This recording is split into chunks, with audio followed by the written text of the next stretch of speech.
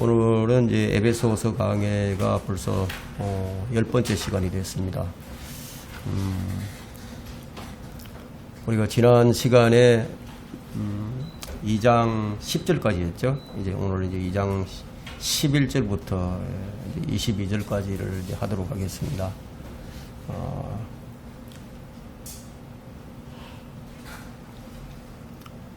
우리가 이제 예수 믿는다는 것에 대한 이 개념이 무엇인가, 이 개념에 대해서 새롭게 정의를 내리고 있는 것이 지금 이 에베소서의 이제 말씀인데, 이 구약 시대에는 이제 이방인들이 이 사람으로 취급을 받지 못하는 그런 이제 짐승과 같은 이제 사람들이었었어요.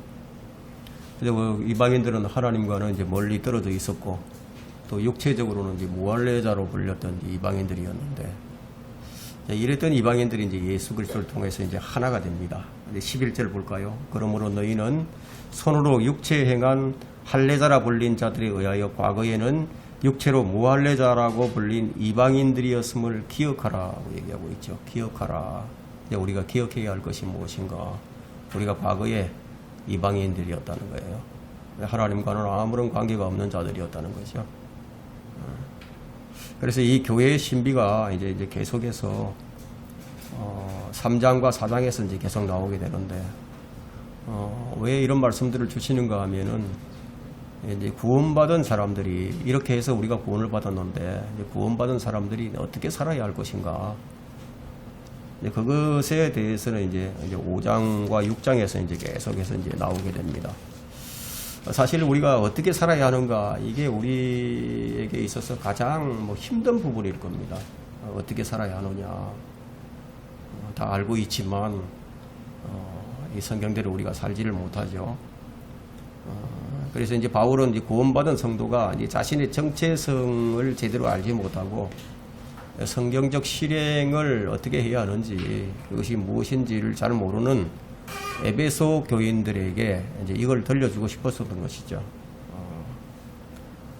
주님께서 이 일을 이루시기 위해서 어떤 일들을 행하셨는지, 그 어떤 일이 얼마나 큰 일이었는지, 이제 우리는 값없이 이제 믿음으로 이러한 선물을 이제 받았지만, 그게 얼마나 크고 놀라운 은혜인 줄 아느냐, 이것을 우리에게 이제 각인시키기 위해서 이제 이 에베소서를 이제 기록하게 되었습니다.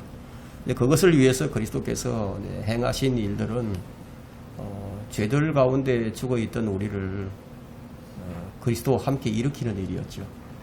살리는 일이었습니다. 그걸 좀 제대로 알자. 너희가 어떤 사람들이었고 너희가 지금 어떤 복을 받았는지 아느냐. 사실 이제 우리는 이제 우리가 교회가 되었다는 이 사실, 이 은혜는요, 날마다 이제 감격으로 우리가 받아들여야 합니다. 여러분, 죽었다가 다시 살아난 것보다도 더 큰 기적이 어디 있겠습니까? 그죠? 그러니까 우리는 이제 기적으로 이루어진 공동체예요. 죽었다가 살아난 것보다 명백하게 갈라지는 게 어디 있겠어요? 인생의 가장 큰 획을 걷는 사건이 뭐냐면 다시 살아나는 거예요. 그래서 이제 예수 그리스도의 십자가와 부활로 역사의 한 획이 그어져 버린 거예요.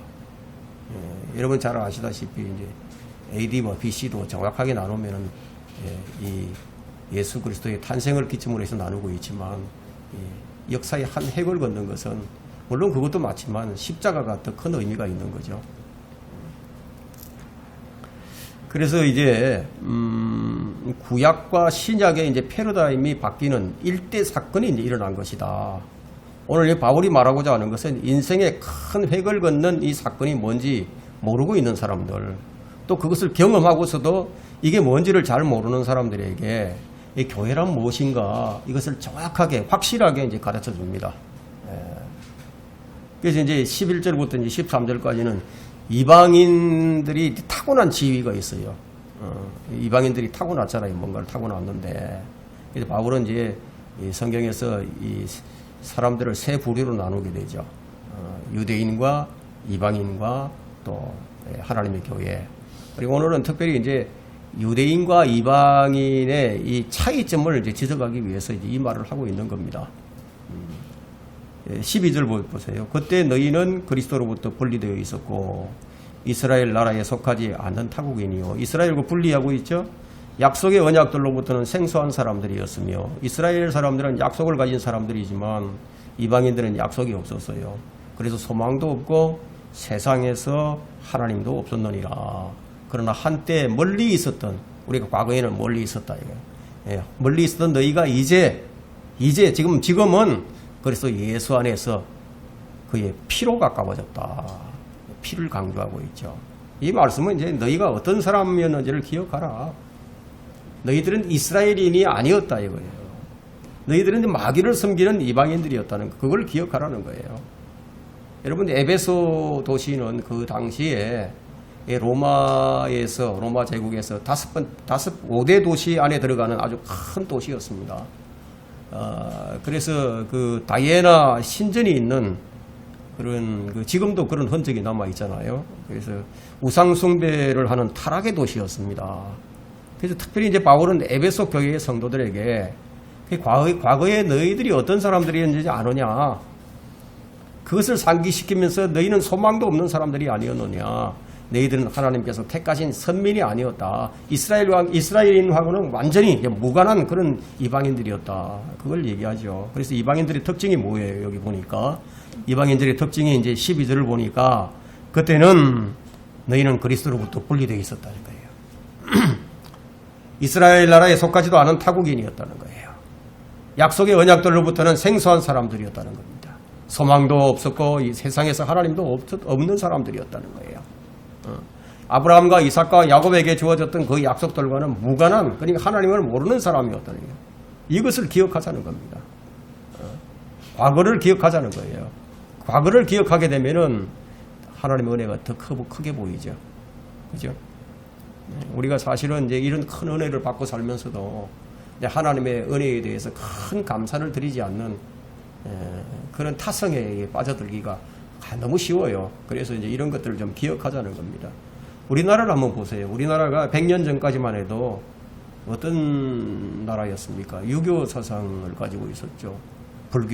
불교와 또 이 샤머니즘에 혼합된 그런 무상의 나라였습니다. 뭐 성황당 나무 밑에 가서 그냥 구슬을 하고 복을 달라고 빌고 부닥거리를 하고 주술을 하고, 이건 이제 먼 나라의 얘기가 아니에요. 우리나라의 얘기였습니다. 그랬던 나라였는데 보세요. 지금 어떻습니까?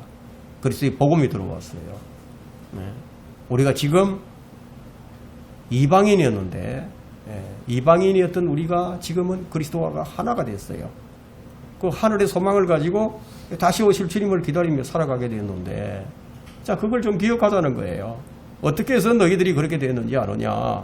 그걸 이제 13절에서 이제 그렇게 얘기하고 있죠. 너희가 이제 그리스도 예수 안에서 그리스도의 피로 가까워졌느니라. 피가 나오죠. 피의 중요성을 얘기합니다. 그런데 이방인이 이제 하나님과 가까워질 수 있었던 것은 예수 그리스도의 보혈을 통해서다. 여러분, 이걸 아셔야 돼요. 뭐 성령만 얘기하는 사람들은 이걸 몰라요. 성령님 오시면 모든 걸 다 해결해 줄 것 같으면은, 그러면 뭐 예수 그리스도의 피가 뭐가 됩니까? 그죠? 그리스도의 보혈을 지금 상기시킵니다. 바울이 편지를 쓴 구원받은 그 에베소인들은요, 이전에는 하나님과는 멀리 있었으나 이제 하나님과 가까워졌다는 거예요. 이것이 바로 갈보리 십자가에서 흘리신 예수 그리스도의 보혈을 통해서 이렇게 된 것이다. 그 피를 성경이 뭐라고 얘기하느냐 하면 사도행전 20장 28절에서 하나님께서 그 피를 자신의 피다, 하나님의 피다, 그 피가 하나님의 피였다고 선언을 합니다. 예수 그리스도의 보혈은 하나님의 피예요. 생각을 해보세요. 만일 그리스도의 피가 사람의 피였다면 여러분, 어떻게 모든 사람의 죄들을 씻어주는 능력이 있겠습니까? 그 능력이 어떠한지는 여러분 히브리서 9장 14절에 정확하게 나와 있어요. 하물며 영원하신 성령을 통하여 흠없는 자신을 하나님께 드린 그리스도의 피가 나오죠. 어찌 너희 죽은 행실에서 너희 양심을 정결케 하여 살아계신 하나님을 섬기게 하지 못하겠느냐. 그리스도의 피가 바로 이런 능력이 있다는 거예요. 죽은 행실에서 양심을 정결케 하는 능력이 있다는 거예요. 그래서 구원받은 그리스도인은 이 양심이 살아있어서 죄를 짓게 되면 마음이 불편해요. 견딜 수가 없어요. 그래서 속에서 난리가 난다는 거예요. 죄를 자백하고 다시 용서받지 못하게 되면은 스스로 괴로움 못 견디게 됩니다. 그래서 옛날 그리스도인들은 어떤 사람들이었냐면요. 옛날의 그리스도인들은 법이 없어도 사는 사람들이었습니다. 양심을 지키는 사람들이었어요. 그래서 그런 호평을 받았어요. 정직한 사람이라고. 근데 오늘날 그리스도인들이 어떻죠? 오늘날의 그리스도인들, 옛날 그리스도인들 말고 오늘날의 그리스도인들, 양심이 화인이 맞아서인지 아니면 그리스도의 피가 뿌려져 있지 않은 것인지 그냥 죄를 밥 먹듯이 하고 살아가요. 그래서 그리스도의 피의 능력이 이제 또 하나 여기서 이제 발견이 되는데, 어찌 살아계신 하나님을 섬기게 하지 못하겠느냐. 자, 이 말씀을 우리가 깊이 생각해야 될 말씀입니다. 구원받은 사람이라면은 그리스도의 피가 뿌려져 있다면 반드시 하나님 섬기게 되어 있다는 거예요. 그럼 그렇다면 구원받고서도 하나님을 섬기지 않는 사람은 무엇입니까? 그리스도의 피를 짓밟는 사람이죠. 그렇죠? 그렇게 아니라면 가짜라는 얘기죠. 그래서 히브리서 9장 14절 우리가 방금 읽었던 그 말씀에는 그리스도의 피가 지금도 유효하다, 그것을 보여줍니다. 역사적 상황은 단순히 2000년 전 갈보리 사건이었지만 갈보리에서 흘리신 그 피는 우주적일 뿐만 아니라 영원하다는 거예요. 순식간에 하나님과 가깝게 하는 것을 경험한 사람들은 예수 그리스도께서 완성하신 사역에 그 근거를 두고 그 사역에 신뢰를 둡니다. 여러분, 유대인과 이방인 사이에 가로막힌 벽이 있었어요. 그 중간에 벽이 언제 허물어졌느냐 하면 어떤 신학자들은 사도행전 2장에서 허물어졌다, 뭐 이렇게 주장하는 사람들도 있지만 그렇지 않아요. 마태복음 28장에서 허물어졌습니다. 그것을 지금 16절에서 말씀하고 있죠. 16절에 보니까 그가 십자가를 통하여 둘을 한 몸으로 만들어 하나님과 화해하도록 함이며, 십자가를 통해서 열렸다는 거예요. 그 십자가로 원수된 것을 죽이려 합니다.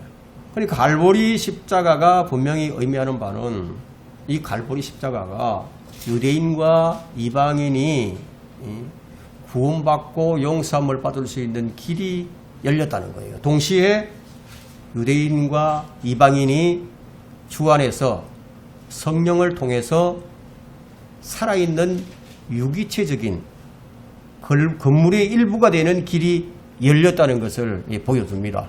자, 이것이 사도행전 2장에서 실제로 실행되었음을 우리가 발견할 수 있었죠.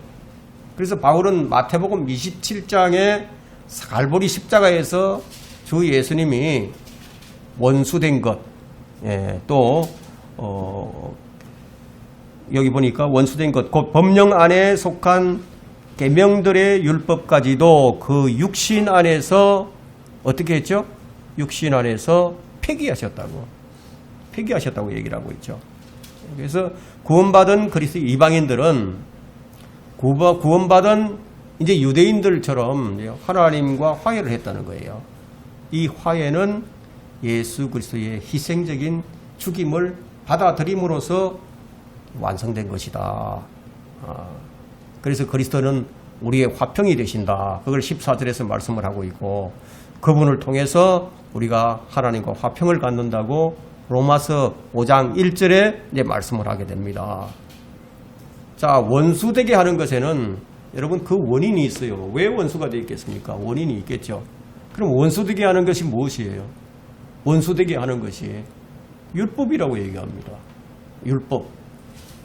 그래서 원수된 것, 곧 법령 안에 속한 율법, 법령 안에 속한 계명들의 율법까지도 얘기를 하고 있어요. 율법. 유대인과 이방인이 어떻게 구별이 됩니까? 구별되는 게 많죠. 뭐 음식을 가지고도 구별을 하게 되고, 여러분 정결하게 하는 음식이 있는가 하면은 부정하게 하는 음식도 있고, 여러분 유대인들이 돼지고기 먹어요? 안 돼요? 안 먹어요. 먹으면 안 되죠. 안 먹어요. 그들은 율법에서 규정하는 음식 그것만을 먹었습니다. 그 외에 다른 것을 먹게 되면 그냥 부정한 사람이 되는 거예요. 그래서 유대인들은요, 안식일에는 비행기를 못 타요. 뭐 어디를 가기 위해서 뭐 차를 타지 못해요. 그게 유대인이에요. 그래서 주님께서 대환란 때에 적그리스도의 실체가 드러나게 될 때, 그때 그 일이, 도망가는 일이 안식일에 일어나지 않도록 기도하라고 말씀하셨대요. 안식일 되면은 공항이 문을 열지 않아요. 비행기 뜨지 않습니다. 비행기는 안식일에 뜨지 않으니까, 여러분 이런 것들로 우리가 이제 이방인과 유대인들을 구분할 수 있죠. 할례도 마찬가지예요. 그리고 7절기가 있죠. 7절기. 이방인들이 7절기 안 지키잖아요. 이게 유대인과 이방인을 분리하는 중간의 벽입니다. 심지어 성전에서도 이방인들이 들어가지 못하는 성전 안으로 들어가지 못해요. 왜냐하면 이방인들에게는 금지구역이 정해져 있어요. 이게 다 뭐죠? 율법이라는 겁니다. 율법. 이 율법의 모든 법을 예수님께서 자신의 육체 안에서 다 폐기시켰다. 그래서 어떻게 되어버렸죠? 음식의 규정이 다 사라져버렸어요. 절기의 규정이 다 사라져버렸습니다. 그래서 지금 우리가 염소나 송아지나 뭐 양을 잡아가지고 제물로 드리지 않잖아요. 이게 다 폐지됐다는 겁니다. 이런 중간에 있는 벽을 예수님께서 다 해체하시고 유대인이나 이방인들이나 차별이 없게 하셨다는 거예요. 그래서 예수 그리스도를 뭐라고 얘기하느냐, 14절에서 뭐라고 얘기하느냐, 우리의 화평이다. 14절 우리의 화평이다. 7절에서는 예수 그리스도를 그리스도 예수를 통하여 이렇게 말씀합니다. 둘을 하나로 만드셨다는 거예요. 옛날에는 유대인들과 이방인들이 이제 원수로 지내왔는데 예수님께서 이걸 다 끝내버리셨다는 거예요. 이걸 가장 잘 보여주는 게 뭐냐면은 예수님께서 운명하실 때, 숨을 거두실 때 성전의 휘장이 위에서 아래로 쭉 찢어져 버렸습니다. 두께가 이 정도 두께가 되거든요. 이거 뭐 칼로도 안 잘라집니다. 무엇으로도 안 잘라집니다. 그냥 쫙 쪼개진 거예요. 자, 이제 유대적 방식으로 하나님께 나가는 게 아니다 하는 거예요. 그걸 보여준 거죠. 그래서 예수님께서 십자가에서 죽으실 때 성전이 찢어진 이것을 통해서 우리에게 보여주셨다. 그리고 16절과 17절은 이제 유대인과 이방인만 화해한 게 아니라 죄인들과 하나님과 화해하는 일이 예수님의 십자가 사역을 통해서 이루어지게 된 것이다 하는 것을 이제 16절에서 이제 말씀하는 겁니다. 그가 십자가를 통하여 둘을 한 몸으로 만들어, 그리고 예수님을 믿는다고 하면서 십자가를 안 믿으면 어떻게 되겠습니까? 큰 반쪽짜리죠. 그게 믿는 게 아니라는 거예요. 그가 십자가를 통하여 둘을 한 몸으로 만들어 하나님과 화해하도록 함이며 그 십자가로 원수된 것을 죽이려 함이니라. 하나님을 믿는데 예수님을 안 믿는다. 그러면 그것도 역시 반쪽짜리다. 그럼 구원 못 받는 거죠. 유대인과 이방인 사이에 있던 벽을 예수님께서 십자가로 제거하시고 또 죄인들과 하나님 사이에 가로막혔던 벽도 예수님의 십자가로 허물어 버렸다는 거예요. 그래서 골로새서 2장에 이제 이렇게 기록이 되어 있습니다. 여러분 골로새서 2장 13절 한번 펼쳐보세요. 골로새서 2장 13절을 보면은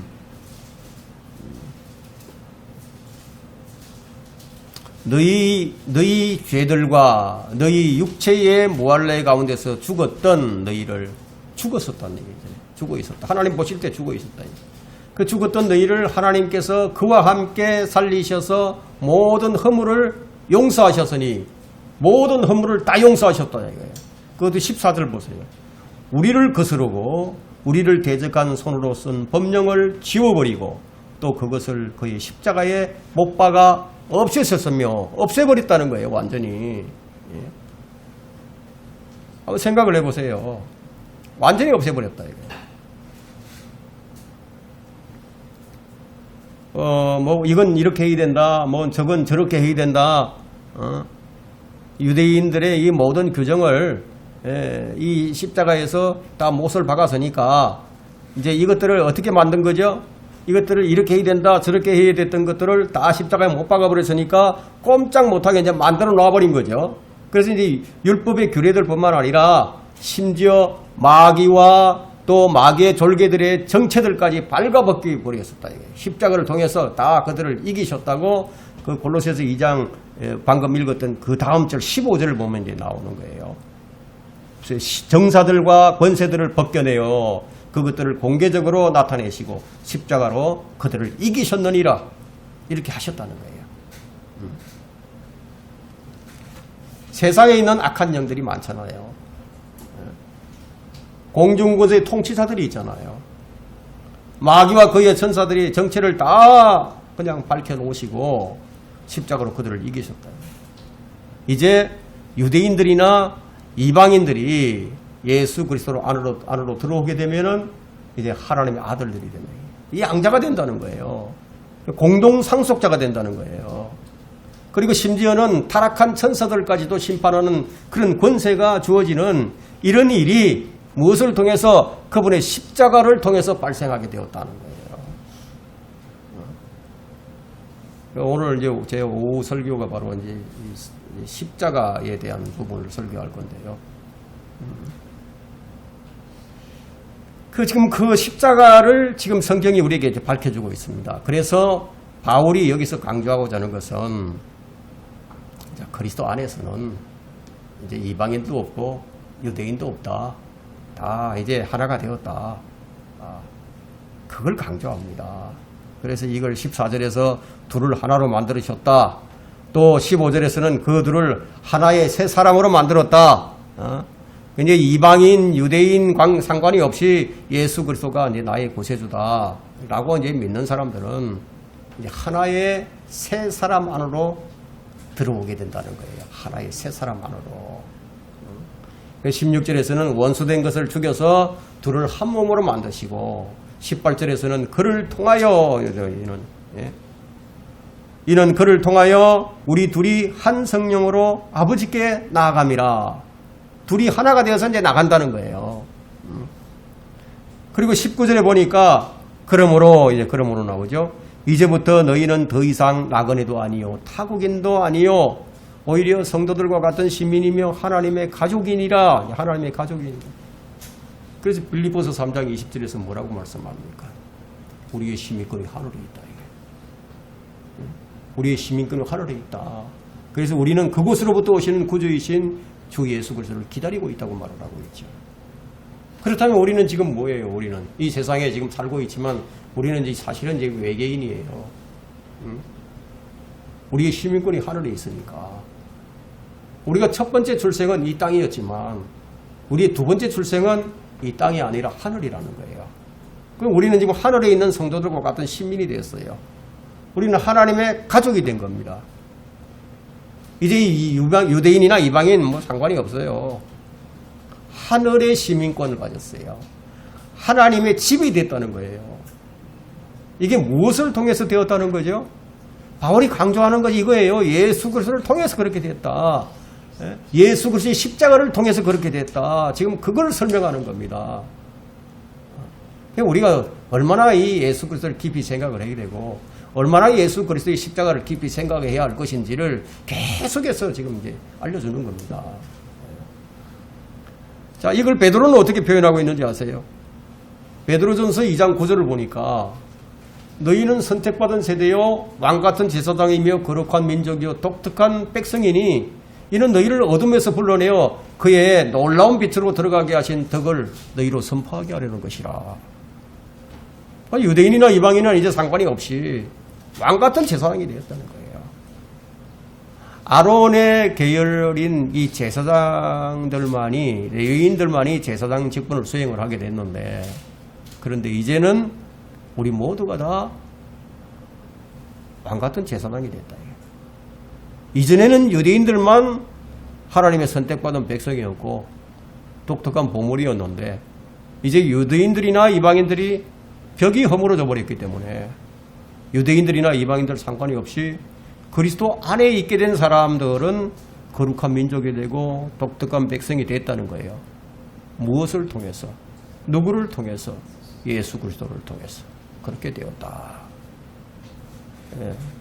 예. 바울은 계속해서 이걸 지적을 합니다. 잊어먹지 말라고.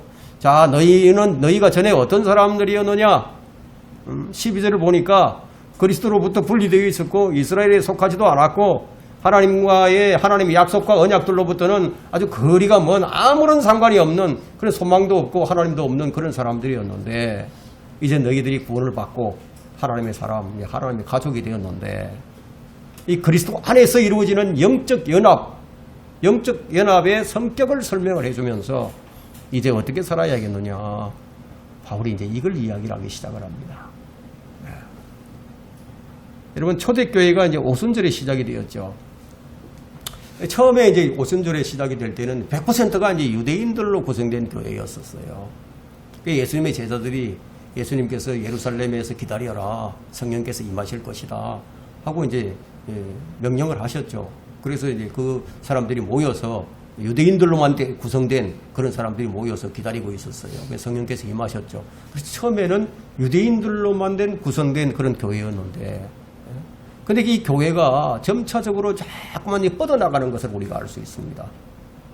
사도행전 1장 8절에서 그러나 성령께서 너희에게 임하시면 너희가 능력을 받으리니 그러면 예루살렘과 온 유대와 사마리아와 땅끝까지 이르러 내게 증인이 되리라.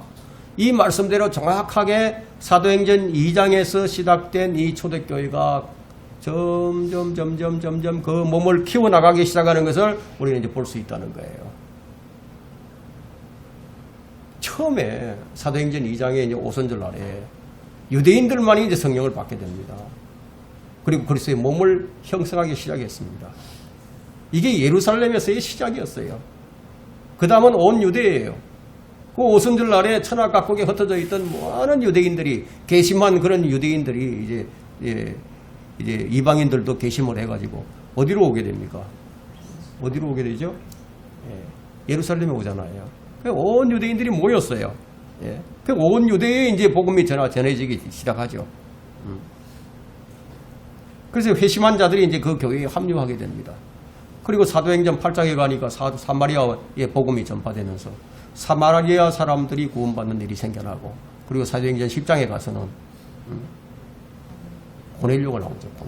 고넬료의 가족이 베드로의 설교를 듣고 그리스도의 몸 안으로 들어가는 그런 사건이 일어나게 됩니다. 그럼 지금 이 나라에도요. 복음이 전파되어서 지금 우리도 그리스도의 몸 안으로 들어와 있는 거예요. 정확하게 주님께서 하신 말씀대로 처음에 예루살렘과 온 유대와 사마리아와 땅끝까지 이르러 순차적으로 그대로 이루어진 거예요. 이걸 이게 에베소서 2장 20절부터 이제 22절까지 이제 설명을 하고 있는데 한번 제가 읽겠습니다. 20절부터 너희는 사도들과 선지자들의 기초 위에 세워졌으며 예수 그리스도께서 친히 기중한 모퉁이 돌이 되셨고 그분 안에서 건물 전체가 함께 알맞게 맞추어져 주 안에서 거룩한 성전으로 살아가며 또한 그분 안에서 너희도 성령을 통하여 하나님의 거처로 함께 지어져 가고 있느니라. 유대인이건 이방인이건 모든 인류가 예수 그리스도를 통해서 그리스도 안에서 하나의 새 사람이 되는 일이 일어난 거예요. 여러분, 예수 그리스도 안에는요 한 세대밖에 없습니다. 예수 그리스도 안에는 모두가 한 형제예요. 모두가 한 가족이에요. 그래서 로마서 8장에서 이렇게 이제 할 수 있었던 것을 어떻게 얘기하느냐면 하나님께서 이것을 다 예정해 놓으셨다. 미리 예정해 놓으셨다. 그걸 말하고 있죠. 그래서 로마서 8장 29절에는 그분께서는 미리 아신 자들을 자기 아들의 형상과 일치하게 하시려고 또한 예정하셨으니 이는 그를 많은 형제들 가운데 첫 태생이 되게 하려 하십니다. 여러분, 성령으로 태어나신 분, 첫 번째 나신 분은 예수 그리스도십니다. 그죠? 그 다음에 그의 형제들은 성령으로 다시 거듭난다는 거예요. 한 형제가 됐다. 하나님께서 예수님을 첫 태생이 되게 하셨다. 그리고 그리스도 안으로 들어온 모든 사람들을 그리스도의 형상과 일치하게 하실 것이다. 그걸 지금 여기서 얘기합니다. 그래서 그리스도의 예수 안에 있는 그 그리스도의 몸 안에서는 이제 베드로도 바울도 뭐 유대인도 이방인도 다 형제들이에요. 그래서 교회 안에는 이제 계급이 없어요. 철폐를 했잖아요, 다. 근데 구약 시대에는 이제 계급이 있었죠. 성직자 제도가 있었어요. 제사장 제도를 이제 철폐하신 거다, 이거예요. 그러니까 이 신약 교회 안에서 목사가 지배하는 자가 되면은 니골로파가 되는 거죠. 그래서 목사가 제사장직을 행사하는 일이 발생하게 되면 그건 신약 교회가 아니에요. 유대인과 이방인이 그리스도 안에서 한 몸 교회를 이루었다는 거예요. 그래서 한 몸을 이룬 성도들은 하나님의 가족이 된 거예요. 하나님의 가족이니라 19절에서 말하고 있죠. 교회는요, 사도들과 선지자들의 기초 위에 세워졌다고 20절에서 말하고 있는데, 그 마태복음 16장 18절에서 예수님께서 베드로에게 이제 하신 말씀은, 그리고 이 반석 위에 내가 나의 교회를 세우리니 지옥의 문들이 그것을 이기지 못하리라. 이 말씀하신 대로 교회가 사도들과 선지자들로부터 시작이 된 거예요. 이것은 사도행전 2장 1절에서 입증이 됩니다. 그래서 주님이 세우신 이 교회는 살아있는 유기체이기 때문에 자라납니다. 유기체니까 생명력이 있어요. 보이는 건물을 말하는 게 아니에요. 여러분, 헤롯 성전이나 제3성전이 아니에요. 깨지지도 않고 무너지지도 않는, 지옥이 감히 범접하지 못하는 교회를 얘기하는 거예요. 예수님께서 친히 모퉁이 돌이 된 교회는요, 이렇게 자라간다는 겁니다. 구원받은 성도 한 사람 한 사람은 영적인 재료가 되는 거예요. 건물의 재료가 되어가지고 주 안에서 아름답게 짜 맞추어져서 거룩한 성전으로 자라가고 있다는 거예요, 지금. 그래서 어떤 사람은 벽돌이 되겠죠. 그죠? 벽돌들이 돼가지고 맞춰져 가고, 어떤 사람들은 벽돌을 붙이는 몰탈이 되기도 될 수도 있고요. 어떤 사람들은 창틀이 되기도 하고. 자, 구원받은 모든 사람들은 이런 건축물의 재료가 되어가지고 서로 알맞게 짜마 주어져서 아름다운 영적인 건축물, 즉 하나님의 자녀로, 하나님의 거처로 지어져 가고 있다. 어디에서 무엇을 통해서 지어져 가고 있느냐 하면 22절에 보니까, 또한 그분 안에면 그리스도 아니죠. 그리스도 안에서 너희도 유대인이건 이방인이건 주 예수 그리스도를 믿는 구원받은 성도를 얘기하는 거죠. 성령을 통하여, 여러분, 성령을 통하여 왜 여러분들에게 그토록 계속 성령을 강조하는지 아십니까? 왜 성령을 힘입어서 하라고 하는지 아마 여러분들이 이해가 되실 겁니다. 그분 안에 있는 사람, 모든 사람들도 성령을 통하지 않는다면 모든 것이 말짱 도루묵이에요.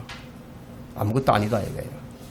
그래서 성령을 통하여, 여기 우리가 이 용어를 잘 이제 각인해야 됩니다. 인식을 해야 됩니다. 예수 그리스도를 통하여, 십자가를 통하여, 그리스도의 피를 통하여, 성령을 통하여, 교회를 통하여, 교회 안에서 뭐 이런 말들을 여러분들이 그 의미를 잘 이제 아셔야 되는 거예요. 그래서 하나님의 거처, 영적인 집, 하나님의 성전으로 함께, 여러분 함께 가는 거예요. 혼자 가는 거 아니에요. 혼자가 아니라 구원받은 모든 성도들은 혼자가 아니에요. 함께 가야 되는 거예요. 그렇게 지어져 가고 있다고 얘기하는 겁니다. 여러분 한 사람 한 사람이 하나님의 거처를 이루고 있는, 지어져가는 일부다는 겁니다. 그래서 고린도전서 12장 27절에서는 이제 너희는 그리스도의 몸이요 개별적으로는 그의 지체들이라. 그런데 여러분 각자가 할 일을 하지 않는다면 어떻게 되겠습니까?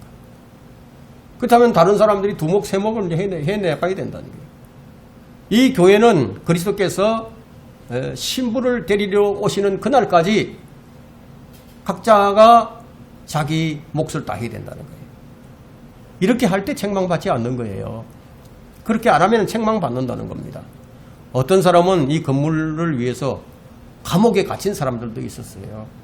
어떤 사람들은 이 건물을 위해서 생명을 내놓는 사람들도 있었어요. 이들이 12사도와 이방인의 사도인 바울이죠. 바나바도 그랬고, 소스테네도 그랬고, 실라도 그랬고, 디모데 같은 사람, 디도 같은 사람들, 오네시모 같은 사람들, 오네시포로 같은 사람들, 이들이 교회의 기초를 놓았다는 거예요. 그래 기초의 기초는요. 반석은 누구예요? 반석. 기초의 반석. 기초 반석은 예수 그리스도죠. 이 반석 위에 기초를 이제 놓는 거예요. 여러분 이 건물을 위해서 무엇을 하고 있습니까? 주님께서 이제 앞으로 여러분들에게 그 일을 물으실 거예요. 그래서 심판석에서 너는 무엇을 했느냐고. 우리는 이 일을 하되 반드시 예수 그리스도 안에서 해야 된다. 그 일은 반드시 그리스도 안에서 하되 성령을 통해서 해야 된다. 혼자가 아니라 함께 가야 된다. 갈보리가 유대인과 이방인이 구원받고 용서받는 길을 열었는데 동시에 유대인과 이방인이 주 그리스도 안에서 성령을 통해서 살아있는 유기체가 되어가지고 그 건물 전체가 장에 자라간다는 거예요. 영적인 건물의 일부가 되는 길을 열어주신 것이 바로 예수 그리스도의 십자가였다. 본문에서 이제 묘사되는 건물은요, 살아있는 돌이에요. 자라나가는 거예요. 영적인 돌들이다. 이렇게 베드로전서 2장 5절에 영적인 돌이라고 얘기하고 있죠. 베드로전서 2장 4절로부터 8절을 여러분들 읽어보시면은 그것이 무엇인지 잘 알게 됩니다. 그들이 바로 우리들이에요.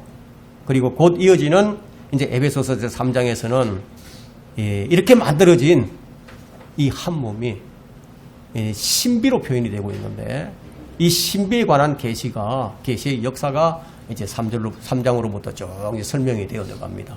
이것은 다음 주에 하도록 하겠습니다.